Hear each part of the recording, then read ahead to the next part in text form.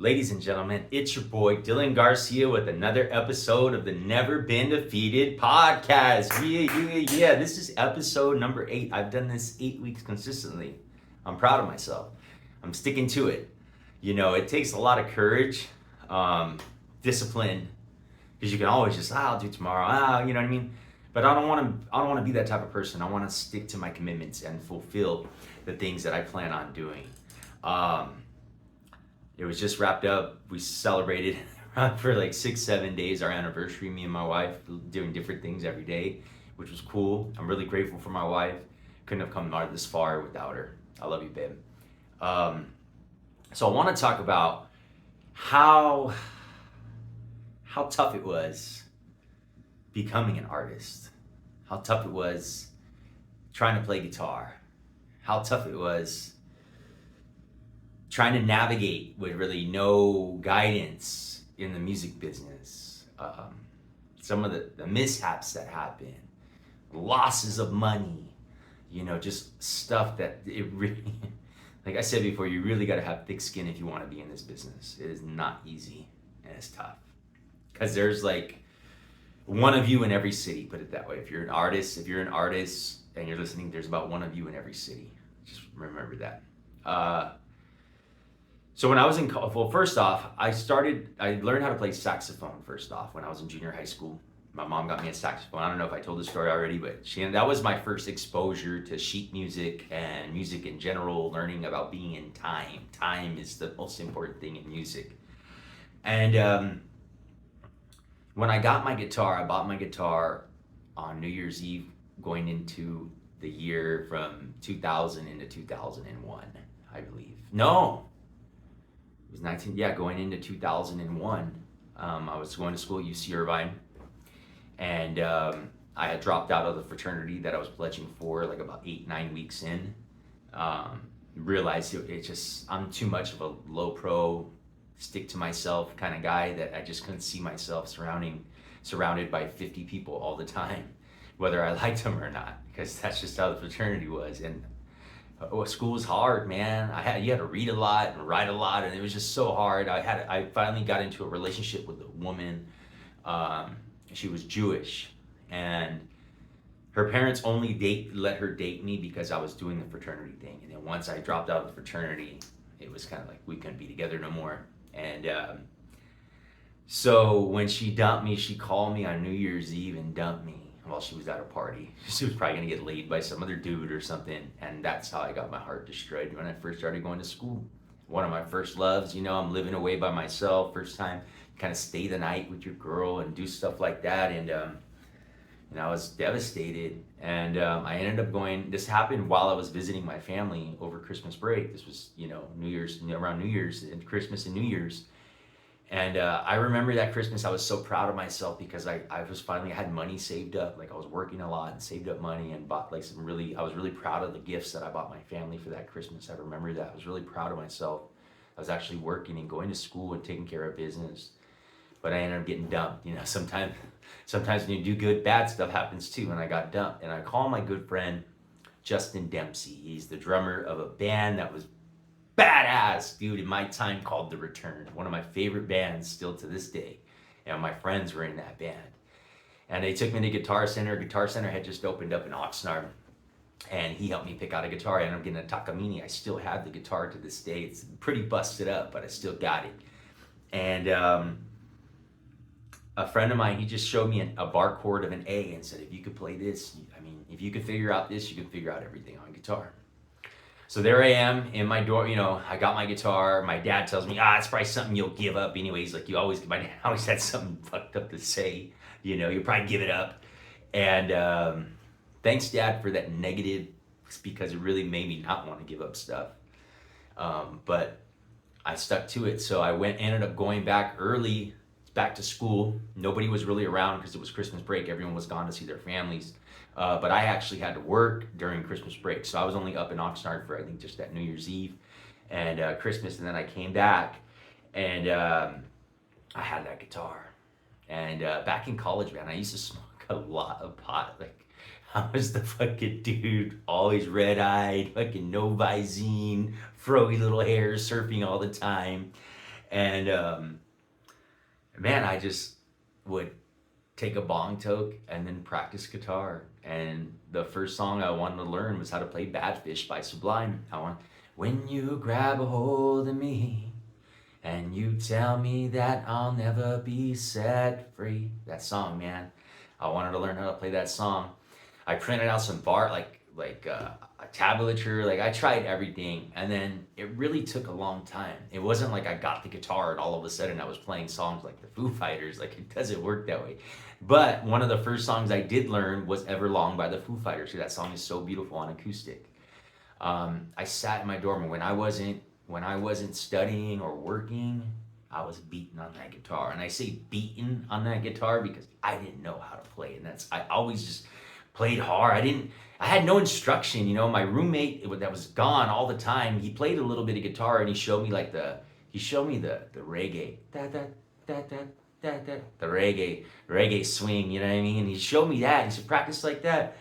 And then that's just kind of how I fell in love with reggae music. I never really listened to reggae music that much. I used to listen like reggae rock, California, Hawaii style reggae music, like Pepper.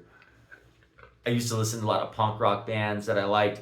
Saves the Day, No Newfound Glory, Midtown, RX Band. It's like these bands that were really fucking popular in the 90s, man. They would tour the country all the time, and you'd go to these cool ass venues and go check out shows. I got to see Saves the Day for the first time in Pomona at the Glass House. I remember I took some of my roommates to go out there with me, and we saw the show.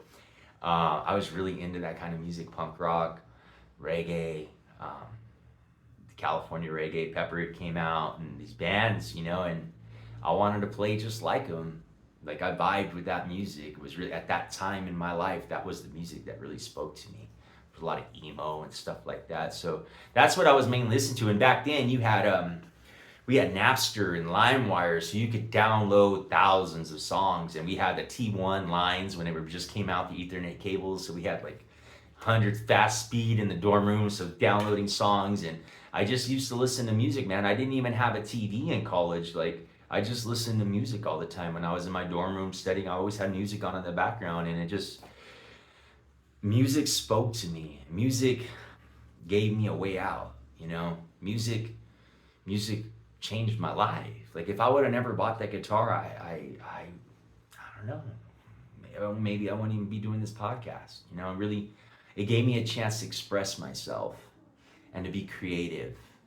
I'd even take my guitar to school with me sometimes and like just sit around campus and just play guitar. Like you're in college, man. Like if you haven't been to a university, you didn't get that experience, like you really missed out. Because back then, I don't want to say looking back on the good old days, it wasn't. I got to learn a lot about myself, my self-discipline, my work ethic, and really got to learn survival because my parents weren't out there. My parents visited me twice. No, they went to Irvine 3 times for the orientation.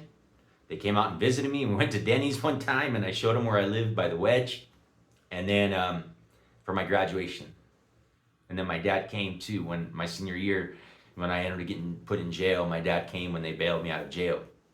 And that's about it. Those were the only visits that I ever had in college. And then it got to the point where I didn't really want to go home that much. I wanted my freedom. I didn't want to, anything against my family. I just didn't want to go home. I was learning who I was as a human. You know, you're young. I was 19, 20, 21 years old, having a full schedule of responsibility of having to go to class, having to go to work, tutoring kids. Like I always had to be focused and on point. And playing guitar gave me that escape out of school, out of work. And then when I finally could play something, it was like magic. It was like magic. Like when I finally learned, I was like, holy shit, I'm doing it. And I used to pen all this poetry back in the day. Ever since I was young, I used to write poetry, poems to girls. Ever since I was like, even some of these ex-girlfriends might remember these, like from when I was young, like remember these poems that I'd write for them. I was a really romantic type of guy, I just wanted love in my life. I just wanted to be loved and give love back. And it just transitioned easily into trying to write music. Now, I didn't first start writing music to beats. I started writing music to guitar and writing the music like playing the guitar and coming up with the music and then writing the lyrics. But the first song I learned was Sublime. I had the acoustic Sublime album, so I wanted to learn as many songs off that album I could. And the Everlong song by the Foo Fighters. And that literally, I used to go camping with my ex-girlfriend at the time during college. We'd go to Yosemite. We went on many trips. And I used to play my guitar. I'd play Everlong, and people would come from their campsites to mine to sit around the campfire and let me play guitar to them. I hadn't thought about that stuff in a long time, and somehow that reflection, that remembering that came to me this morning. And I wanted to share it, and that's why I wanted to do the podcast, because like it wasn't easy. It was just fun. It was fun. It was me being creative, and I never did it with an intention. Like everyone dreams, like, oh yeah, I want. And even though that was my dream since I was a kid, was to be a recording artist. You know, I wasn't doing it for that. I wanted to pour out my heart and soul. I wanted to write songs that only I could understand. You know, I didn't want to write for anybody else. I was writing songs for myself, and it was healing. You know, it was tough not having my parents around during college. Like, it was tough, man. I was young, and I'm trying to figure it out. I'm in Orange County, a completely different place than Oxnard, like, just trying to figure it out, you know? And it was tough, but I did it. And, you know, just getting my heart broken is what triggered me to buy that guitar. And I was always the guy with the guitar. Like, when I went on surf trips, when I'd go to the North Shore, I was the guy playing acoustic guitar at night. Everyone jamming, and everyone's drinking beers, and I'm jamming on guitar and playing these songs that only I could understand, because that's just how music was, you know? It's only an expression of ourselves. And, you know, it wasn't until when I moved down to San Diego years after I graduated college, you know, I was always playing guitar still, but I got introduced, you know, I always liked rap music, you know, hip hop, but like I said, my music taste was different. Like in the 90s, like I listened to Tupac and Biggie and Puff Daddy and Mace and all the Redman and Method Man and all that music that came out in the 90s, I listened to that, and then everything just transitioned. Like I got exposed to different kind of music, especially being with my friends, the Return, the ones that were in the band. I got exposed to their type, like, you know, so I was exposed to so many different types of music, and it just all nurtured the talent that I had in me, the talent of being disciplined and working hard to learn how to play guitar. It nurtured into a career later, and it wasn't easy. Like I said, beating on that guitar. It wasn't like I picked up the guitar and I was jamming like, it wasn't like I just picked up the guitar, man, and was like just a rock star. Like, no, But it's what got me in love with music and making music. I fell in love with it. This is like my studio where I sit at. This is me. This is what I love to do. This is what I work to do. And this is what I think I've been created to do. At times I think this was definitely my calling, like doing podcasts and doing all this stuff, because I got a story to share, and you know, I'm not really bragging, but if any of these, you know, I'm not trying to brag about my life. I just want to share like some of the stuff that I went through. Maybe somebody will relate to it. Maybe you hear something that changes your mindset, or you hear something that changes your life, or, oh wow, Dylan did this to get through, like, you know what I mean? I just do this to share stuff so I can help people. And that's what life is about, is helping people. And, you know, it's great to make music. It's great to perform. It's great to do all the work, you know. But it is also great when you know you make a difference in somebody's life. You guys never give up. Go after it, get at it, get it done. This is Dylan Garcia. Remember, what life is about is making differences in people's life, improving people, making people see someone in themselves that they couldn't see, and being a good person, man. Because I know they say, you know what I mean? The good guy always makes it in the end, and good business is the only business. You guys, I'm out. I've been knocked down, but I've never been defeated. Yeah, I've been knocked down, but I've never been defeated. I've been knocked down, but I've never been defeated.